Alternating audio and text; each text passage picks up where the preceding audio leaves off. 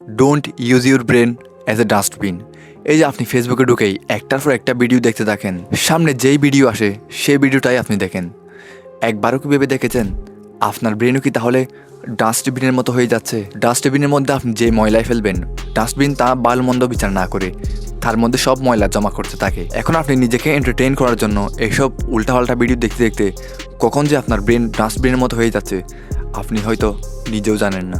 আমাদের ব্রেনও অনেকটা এমন যে আপনি সারাদিন যা দেখবেন আর শুনবেন সেগুলোই হচ্ছে আপনার চিন্তাভাবনার অংশ হয়ে যাবে। এখন হয়তো প্রশ্ন করতে পারেন যে তাহলে কি আমি ফেসবুকে ঢুকে ভিডিও দেখবো না? অবশ্যই দেখবেন, জাস্ট ওই ভিডিওগুলাই দেখবেন যেগুলো আপনার কাজে আসবে। হয়তো বা আপনি কোনো কিছু নিয়ে জানতে চাচ্ছেন, সেগুলো নির্দিষ্টভাবে সার্চ করে দেখতে পারেন। অথবা আপনি ইউটিউবেও সার্চ দিয়ে আপনার সেই স্পেসিফিক কন্টেন্টগুলো দেখতে পারেন।